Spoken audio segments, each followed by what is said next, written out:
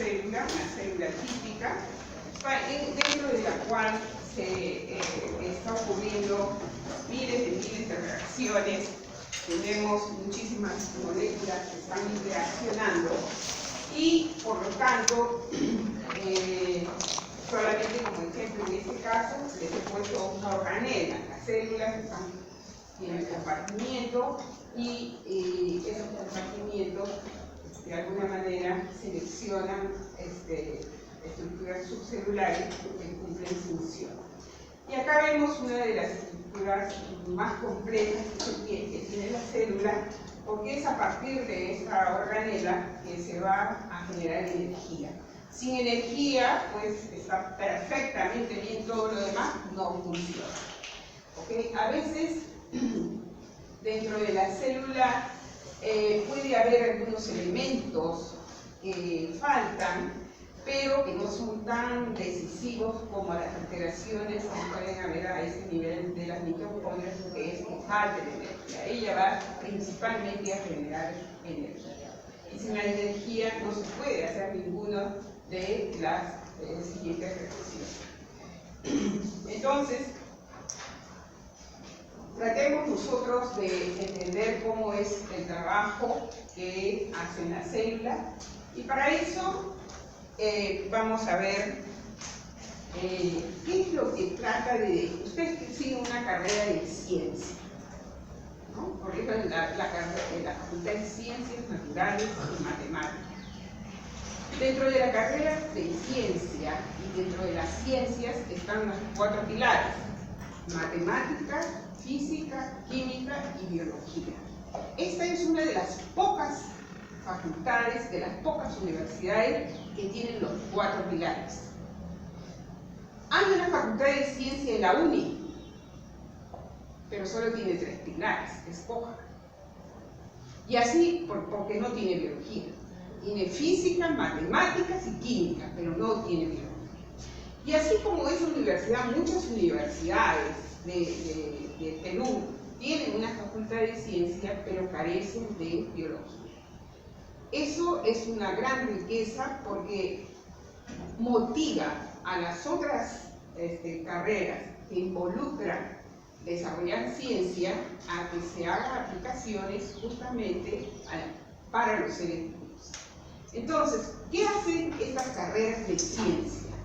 Las carreras de ciencia siempre van a describir estructuras, van a ver cómo está organizado un sistema, cómo funciona principalmente la materia viva, y todo lo van a hacer, por eso se llama ciencia en términos moleculares. ¿Okay? Y deben de responderse, en el caso de las ciencias que están dirigidas a la materia viva, deben de responderse estas y otras preguntas.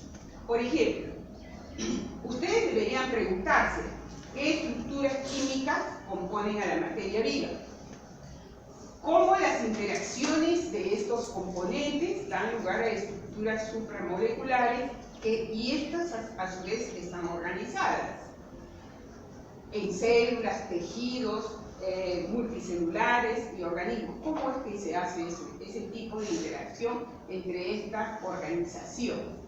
¿Cómo se extrae la energía? Hemos visto a la mitocondria ahí, pero ¿cómo es que va a extraer para que llegue hasta la mitocondria la energía? Por eso dice de su entorno, para que permanezca viva.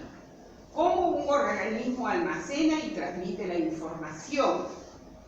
Requiere no solamente para su supervivencia, sino para poder crecer. O sea, todo el desarrollo fisiológico de un organismo vivo va a depender de estas dos cosas que deben de hacerse. ¿Qué transformaciones químicas acompañan a la reproducción? ¿Por qué envejecemos? ¿Y por qué las células mueren? Y seguramente que por ahí algunos que han leído se preguntarán muchas otras cosas más. ¿Por qué veo? ¿Por qué escucho? ¿Cómo es que puedo emitir sonidos? ¿Por qué siento al tacto dolores que de repente otros compañeros no lo sienten o otros familiares no lo sienten? O sea, ¿cómo y por qué? La ciencia es responderse cómo, por qué, cuándo, dónde, que son los pilares de las preguntas cuando uno tiene 1 año, 2 años, 3 años. Ustedes, si tienen sobrinos y si tienen hijos, se vuelven locos, porque los niños, usted llega y los niños, ¿cómo, papá? ¿Cómo, tío? ¿Por qué, tío? Y tú a veces te quedas no sabiendo contestar. Pues esas interrogantes tan pequeñas, porque para ellos el mundo es totalmente desconocido, es lo mismo que coge la ciencia, porque tenemos un vacío tremendo, desconocemos tremendamente cómo es que la materia viva puede hacer y permanecer en situaciones como es nuestro mundo. Bueno, desde mucho tiempo estas preguntas han estado pasando a través de los científicos, y actualmente la bioquímica actual necesita de 3 áreas principales. De la química estructural, porque tiene que entender cuáles son los componentes de la materia química para poder relacionarlas con su función. Entonces hay una relación entre estructura y función.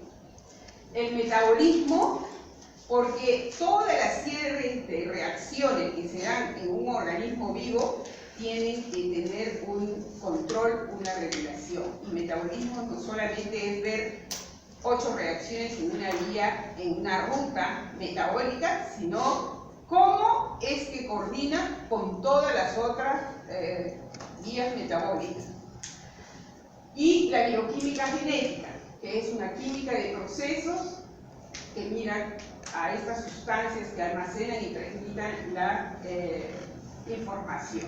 Esta bioquímica genética también es esfera de otra ciencia que está muy de boga, que es la genética molecular, ¿no? Esta es más restringida que la bioquímica, porque la bioquímica estudia todas las vías moléculas.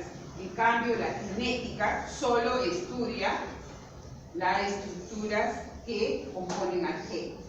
Involucra algunos tipos de proteínas, porque los genes no están en formas aisladas, pero no es su quehacer el saber todos los tipos de reacciones que tienen estas proteínas.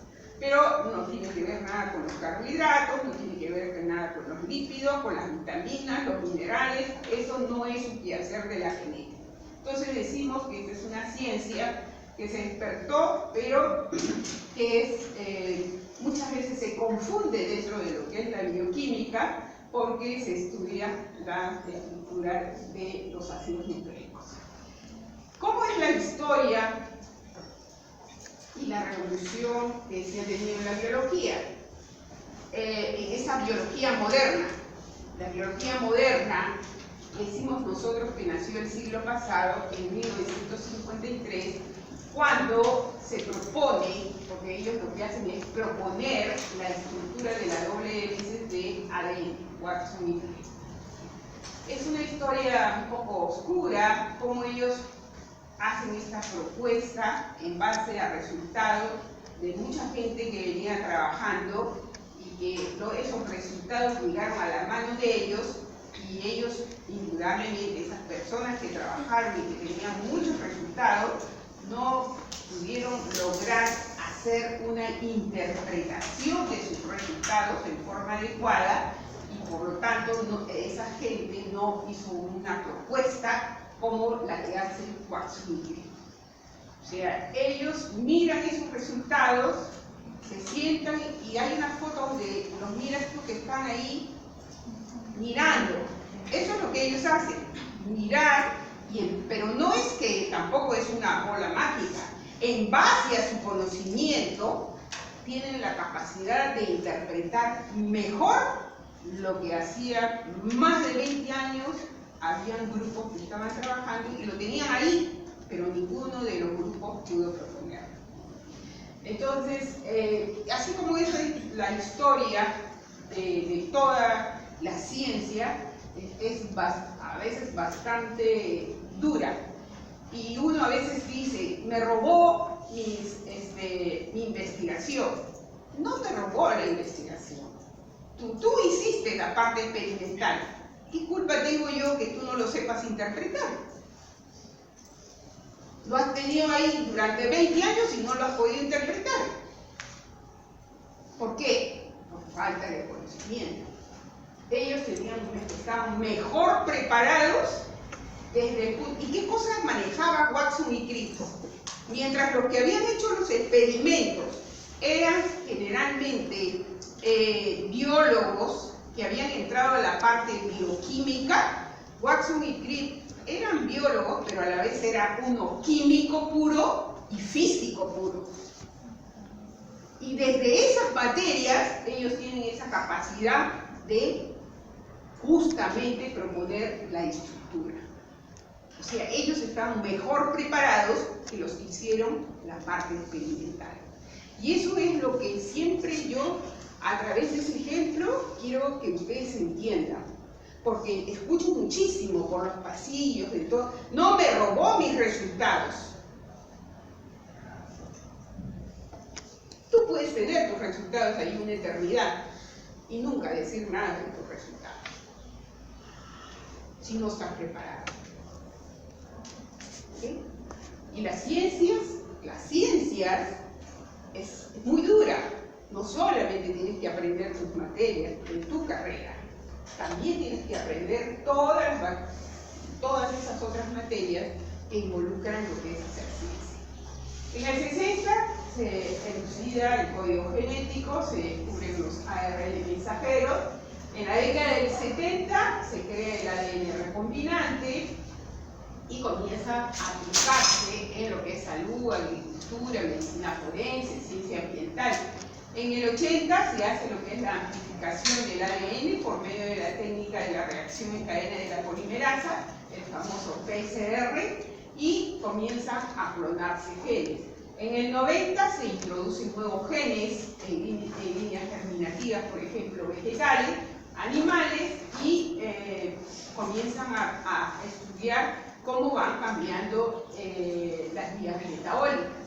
En el 2000 se anuncia casi completamente la secuencia del genoma humano, que más o menos decía en ese tiempo que se tenía 2000 genes diferentes. Esto actualmente es un poco menor, pero ahí viene la cosa. ¿Cuánta gente y cuánto dinero se invirtió? Porque los genetistas creían que si sabían la secuencia completa de los genes, eran Dios. Habían descubierto cómo apreciar la vida.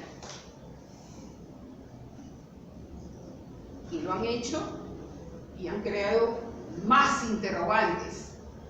Porque hay tantísimos genes y de los cuales solo el 10% parece que tiene una función aparente. Entonces comienzan los que son simplistas, dicen, solamente 2000, hay que buscar todos los que no sirven. Yo no soy de esa opinión. La naturaleza, al menos una célula, te construye algo para nada. Debes de tener una función, que no tenemos la capacidad todavía de saber cuál es.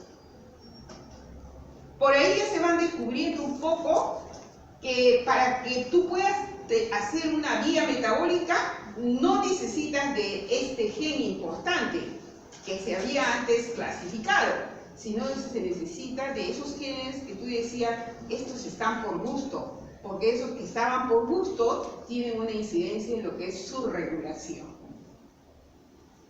Y así poco a poco, yo creo que si hay esa cantidad de genes, deben tener una función. ¿Okay? Y todas tienen una magnitud de importancia, no puedes despreciarlos, no porque es el gen que produce la primera enzima de la vía glicolítica y los otros no, yo los voy a desechar. No, porque esa enzima, ese gen que produce esa enzima, tiene también que tener acompañado cómo es que regulo para producirla y cómo regulo para no producirla. ¿qué hace que esa enzima aparezca en un momento dado y qué hace que desaparezca? Entonces, ojo con las cosas, sí, en ciencia nunca hay nada tan simple como así descartar conocimientos, no lo hay. Son complejos, pueden haber experimentos muy simples que te den información, eso sí, pero pues yo creo que si tenemos tantos genes, alguna función debe tener. En el 2003 ya aparece la regulación génica, aparecen estos otros reguladores que son los ARN de interferencia. En el 2005 comienzan a utilizarse con éxito, porque eso es lo importante.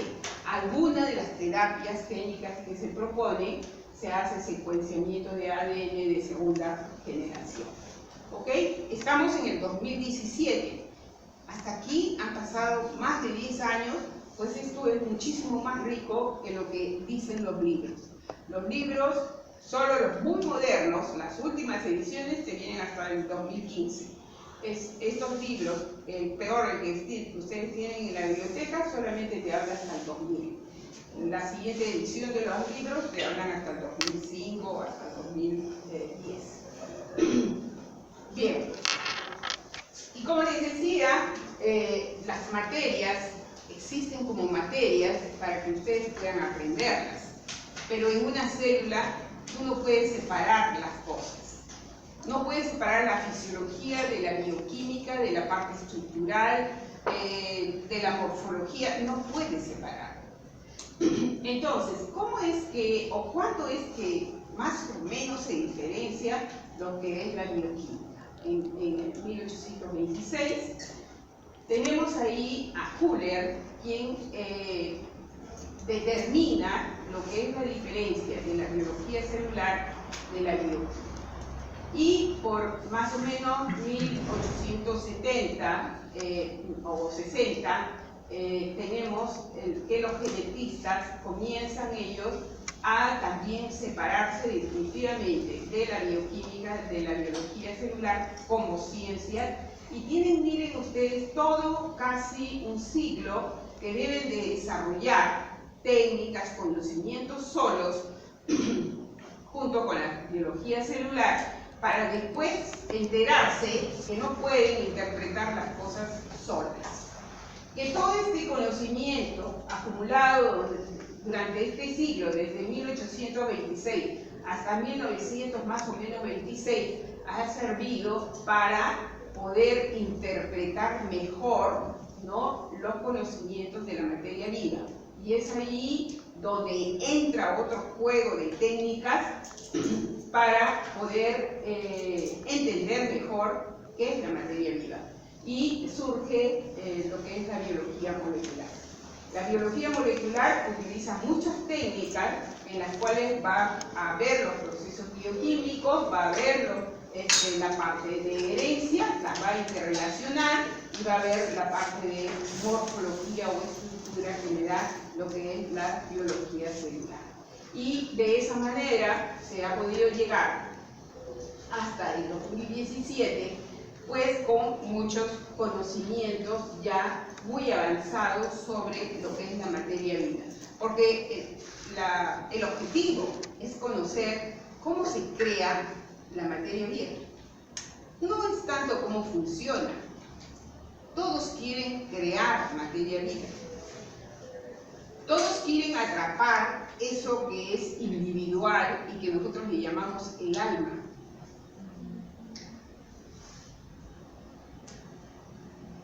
O sea, tú puedes tener un cuerpo ahí, pero lo tienes inanimado. ¿Cómo ese cuerpo, ese organismo que está inanimado, puede caminar, puede correr, puede reproducirse? Y tiene que... ¿Cómo? Esa es la finalidad de la gente que hace ciencia, el tratar de entender cómo se puede hacer o cómo se hizo, cómo comenzó la vida. Bien. Para poder hacer todo este trabajo durante, mire, desde 1600 hasta 2017 que estamos ahora, se han valido de muchas técnicas. Conforme avanzaban las técnicas, que proporcionan los químicos y los físicos, no los biólogos, pues los biólogos han podido aplicar esas técnicas en la célula, en la materia viva y ir descubriendo cosas.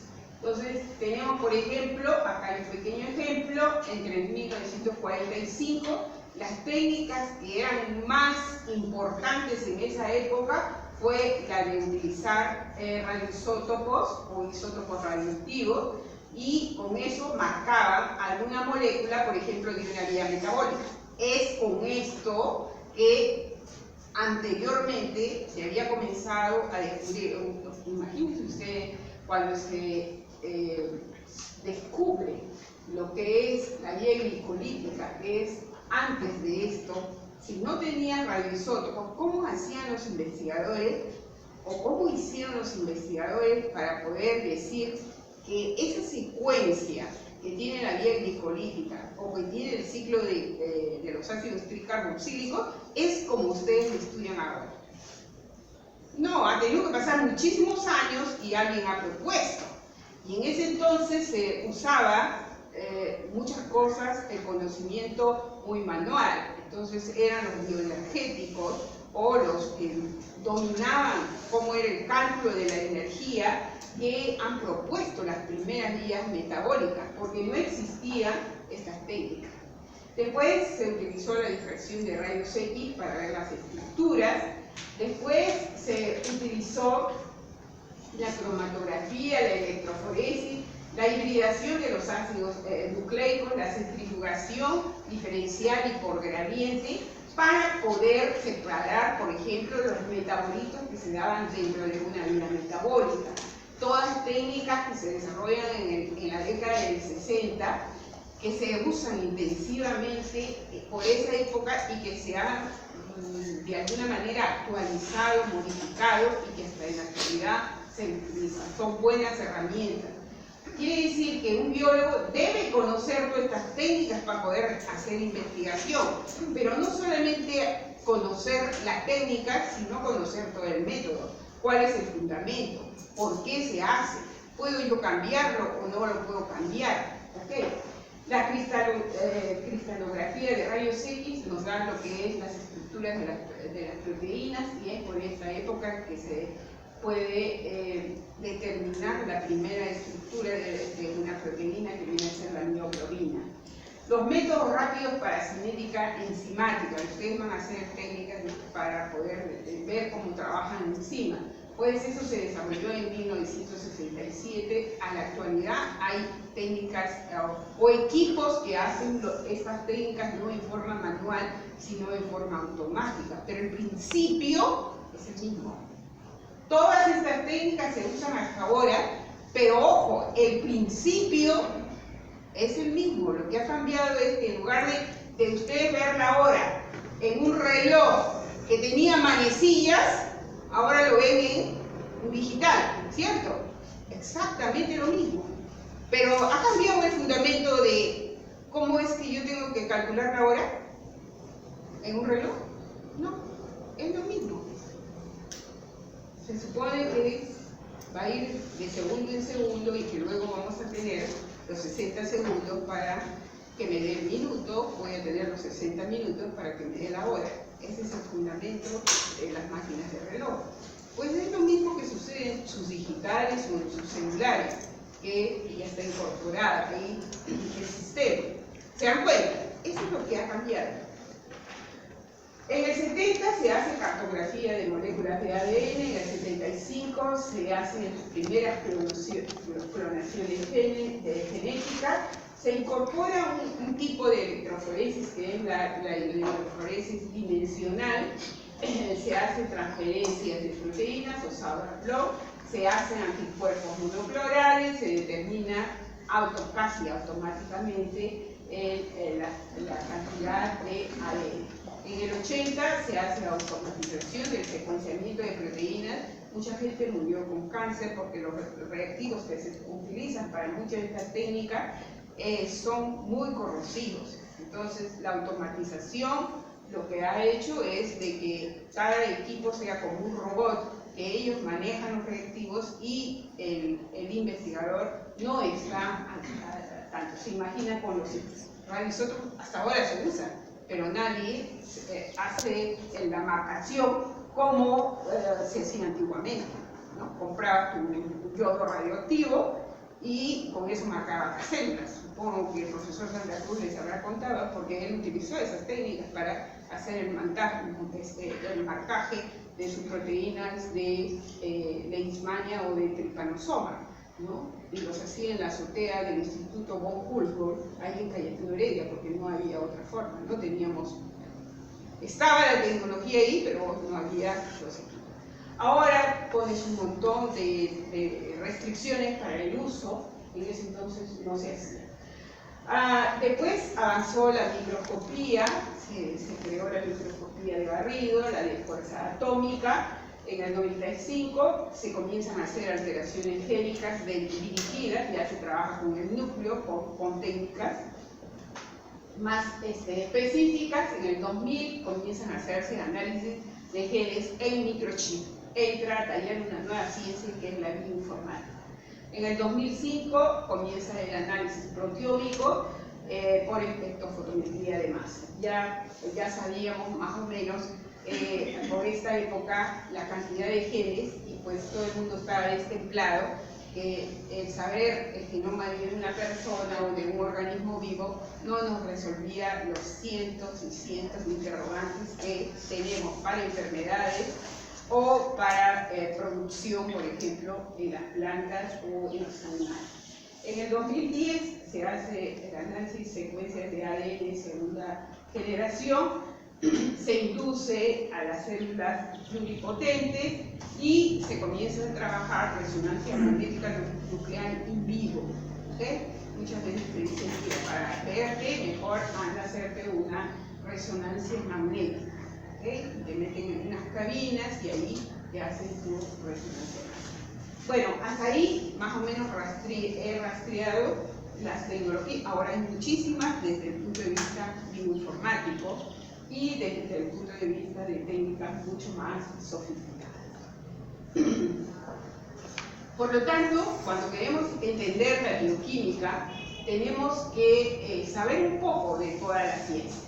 Debemos de comprender e interrelacionar cómo es el proceso biológico, cómo es la percepción, por ejemplo, sensorial, cómo es la selección evolutiva, cómo son los mecanismos inmunes, cómo es la transferencia energética, y para eso necesitamos dos pilares fundamentales.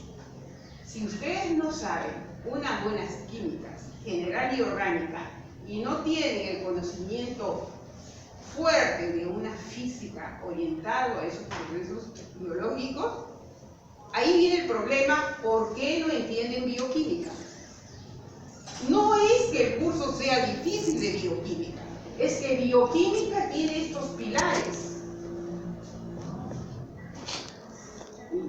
Con lo que es la biología, con lo que es la célula. Además, dicen que en el siglo XXI tenemos un problema. El siglo XXI, con el descubrimiento o con el análisis de los genes y con el avance de muchas técnicas, ha comenzado a proporcionar, desde que empezó en el 2000, muchísima información. Se acumula tanta información que se tiene bancos de datos de información, y indudablemente con la tecnología hacer a mano, eso no se podía hacer. Era muy difícil poder hacerlo. Entonces, poco a poco se tuvo que ir haciendo programitas, ¿no? Y ir introduciendo esos datos para manejar todos esos datos de forma simple. Y desde esa época hasta ahora, pues se ha creado estas nuevas ciencias que es la bioinformática. ¿Okay? Involucra lo que es el análisis cuantitativo y computacional de los datos biológicos. Por eso es que yo me quedo así pasmada cuando veo que los alumnos, acá es un curso, bioinformática es un curso electivo, pero cuando veo promociones que para nada quieren ese curso electivo. cuando después de la química y de la física, las matemáticas, bajo la forma de la bioinformática, es el otro pilar de entender qué es la materia viva. Y ustedes están estudiando eso. Si no, ¿para qué están estudiando biología? Eso quiere decir biología. Tratar de entender cómo funcionas y cómo se creó. ¿Okay? A través de la historia, entonces, hemos tenido, comenzando con historias de composición de organismos vivientes, muy simple. Hemos tenido la historia de la estructura de macromoléculas, hemos tenido la historia de la función de esas macromoléculas, el mecanismo de los procesos, cómo es que se da, y ahora se trata de saber cuál es la dinámica de esos procesos, que sabemos que es una maraña, pero realmente increíble. ¿Okay? Esa historia no nace en 1900, como les puse acá, en 1953. La historia se remonta, de la bioquímica, se remonta desde Van Helmont en 1577, cuando él escribe un trabajo sobre lo que era la digestión mecánica. Entonces ya el proceso de digestión comienza a tener grupos que comienzan a mirarlos y ellos creían que era totalmente mecánico. Ranner en el 52, él no era biólogo ni químico, era un siderúrgico. Él encuentra que como ya había acá alguien que hablaba de la digestión mecánica, él encuentra que los ácidos que él utilizaba podían hacer la digestión. Entonces dice, pues en mi estómago debe haber jugos que tengan sustancias parecidas a las que yo uso con los metales y que son grandes disolventes. Spallanzani comprueba que el jugo gástrico es un gran disolvente. Él propone, y porque lo había hecho en forma, digamos, muy rudimentaria, Spallanzani hace el experimento y comprueba que el jugo gástrico es un gran disolvente. Shell, entre el 70 y el 86 de 1700, aísla el cítrico de limón, la leche, el ácido láctico de la leche agria, el ácido málico de la manzana, el ácido tartárico del vino, el ácido úrico de la orina, y entonces ahí se cree que son estos ácidos, son ácidos débiles, que son los que están involucrados en los procesos de digestión. Berzelius en 1806 dice entonces la base del conocimiento de la materia viva es la química orgánica. Y en ese tiempo toda esta gente fue muy difícil su trabajo. La mayoría de ellos murieron quemados en la hoguera. Miren estas fechas donde teníamos la persecución de la Iglesia Católica por todo lo que era conocimiento. Las guerras que entabló la Iglesia Católica combatió a todos los científicos, los quemaban en la hoguera. Friedrich Gullet en 1828, toda esta época anterior se llamaba el vitalismo. O sea, se daba cosas, pero la vida la daba Dios. Ya sea que sea Alá, Jesús, Jehová, quien sea, solo la daba Él. Y todos los compuestos que teníamos los seres vivos, solo lo podían dar estos dioses. Los que decían que no, acababan apedrados, mutilados, en la hoguera, en fin, todos tenían que morir. Y murieron, todos murieron así. Friedrich Gullet en 1828, sin querer, sintetiza urea. Urea es un producto de desecho que solo los seres vivos lo pueden dar. Nosotros, como producto de los ácidos nucleicos, sacamos ácido úrico y podemos también eliminar, en base a las proteínas, urea. Entonces, pues primero no le creyeron. que lo que había sintetizado era urea.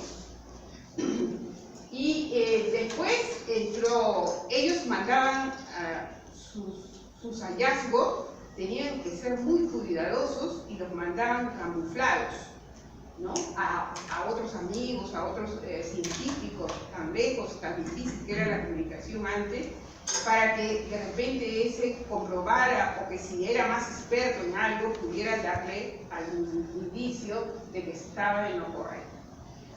Kolbe en 1845 sintetiza el ácido acético.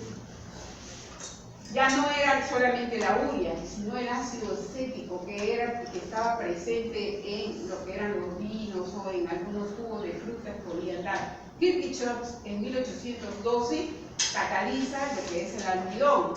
Dove entre 1817 y 23 cataliza lo que es la formación del agua. O sea, el agua no es algo que te da la naturaleza y que te viene del cielo. Tú la puedes producir por un proceso de catálisis. Oswald, entre el 53 y el 32, habla de catalizadores biológicos. Ya comienza que los catalizadores no eran solamente químicos para la cirugía, sino que también los seres vivos tenían catalizadores, o sea que podían regular sus procesos. Y el término del vitalismo se da con estos hermanos, los alemanes, Edward y Hans. En 1897 ellos crean o explican lo que era la fermentación in vitro, algo que no se había hecho, siempre se usaba con organismos vivos. Ellos demuestran que no necesito un organismo vivo para realizar un proceso de fermentación. ¿Okay? ¿Por qué? Porque ellos las levaduras que tenían las hacen, las calientan, las matan.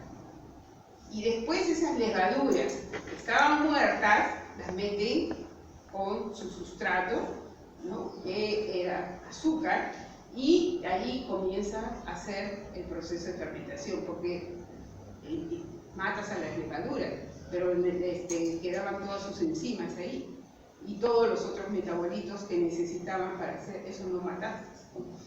Entonces, provocan. Entonces, ellos crean una gran revolución. Estos alemanes son los que crean, comienza con Wilhelm en 1577 y en Alemania los Buchner verdaderamente terminan con este vitalismo, ¿no?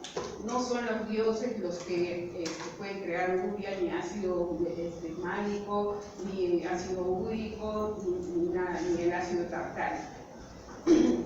Samer en 1926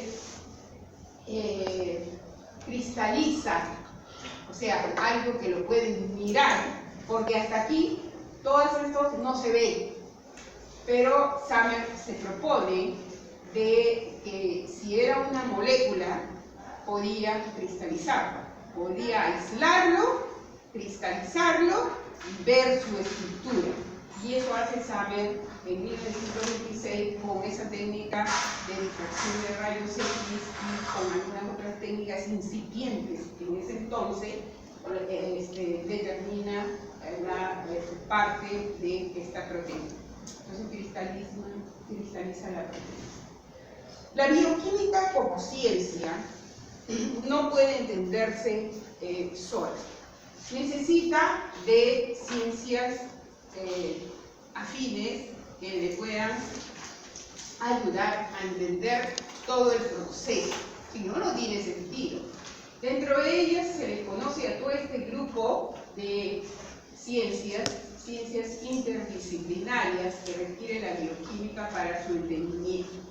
Necesita química orgánica, necesita química y física, necesita biofísica, el estudio de las estructuras de las moléculas o de las biomoléculas, necesita entender o saber que existen estados patológicos pero que estos estados patológicos son causados por alteraciones moleculares. Por eso es estados patológicos en términos moleculares. Y no solamente yo puse la ciencia médica, pero ahora hay una línea muy grande que se está desarrollando.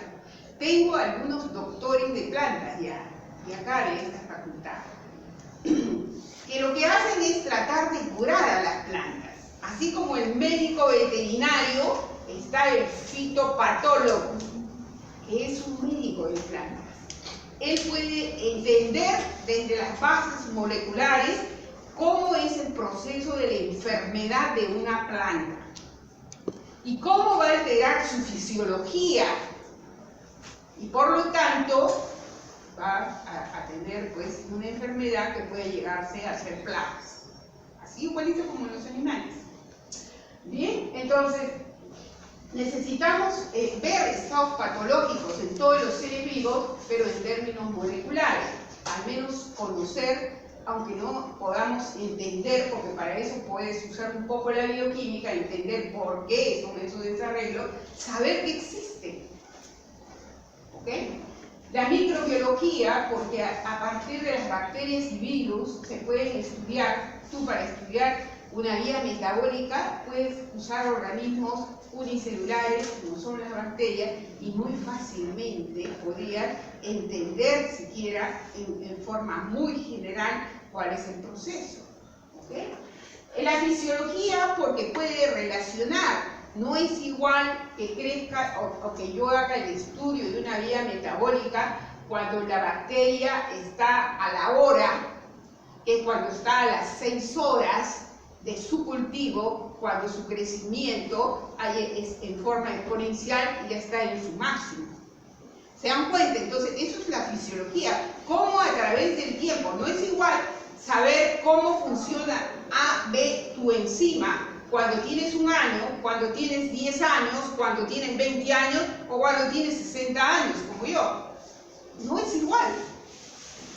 O sea, está la enzima funcionando, pero ¿cómo es que cambia ese funcionamiento? Eso se llama fisiología. Y eso de saber las moléculas se llama fisiología molecular. Las materias en el mundo ya no son microbiología, fisiología, como yo les he puesto acá. Son microbiología molecular, fisiología molecular, genética molecular. Todo lo explican a través de las moléculas. Esa es la biología moderna. Y la bioquímica trata de entender todos esos procesos.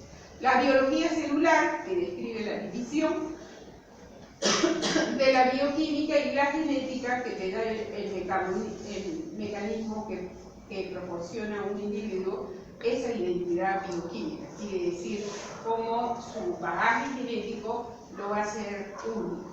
¿Okay? Por lo tanto, aquí esta es una bioquímica como ciencia y puede tener este tipo de materias, todas juntas para poder entender la bioquímica. Pero la bioquímica como ciencia, si nos referimos solamente a la química, van a tener, y esto ustedes lo han hecho a través de sus materias, ¿cómo empezó la vida? ¿Cómo empezó el universo? Todo el mundo les ha contado la historia que en nuestro universo, en el cosmos, habían gases muy livianos como el hidrógeno, el helio, que después vino un proceso, una gran reacción, a la cual se le llamó el Big Bang, donde se ve qué tipo de reacciones hubo en el Big Bang. Son 6 tipos de reacciones principales que han estudiado en la química. Pues una de ellas es la condensación. Pues allí en el Big Bang lo que predominó fue la condensación. Y ahí aparecen electrones, positrones, mesotrones, bariones, fotones, todo, las moléculas o los átomos que ustedes conocen en la tabla periódica y que todavía se siguen descubriendo. Eso dio como resultado la primera generación de estrellas, los cuales demoraron en una maduración durante 7 a 8 mil millones de años. Ahí hubieron no condensación, sino reacciones termonucleares. Estas reacciones termonucleares dispersaron a esta primera generación y en las nuevas, en las nuevas estrellas que se fueron formando, se acumuló lo que era el carbono, el nitrógeno, el oxígeno y todos los otros elementos.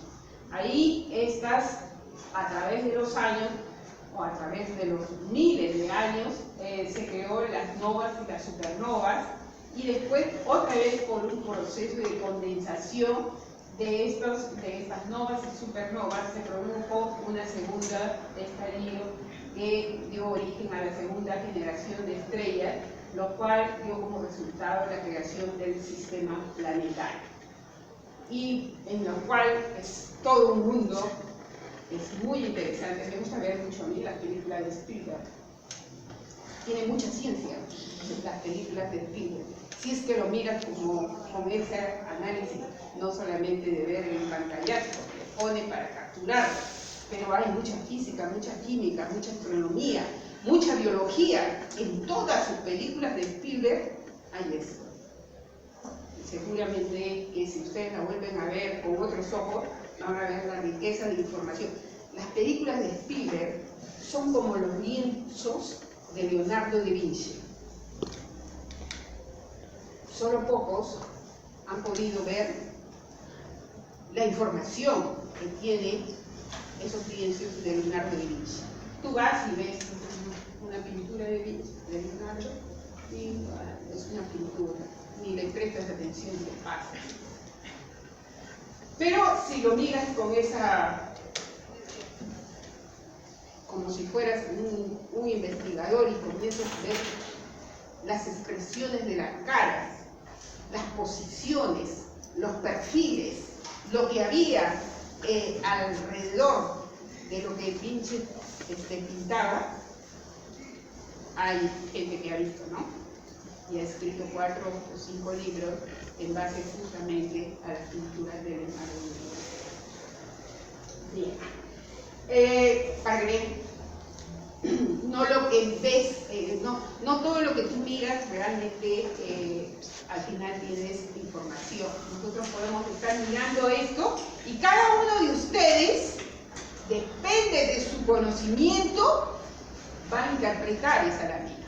Por eso yo les decía, las diapositivas son eso, es un pantallazo que sirve para el profesor.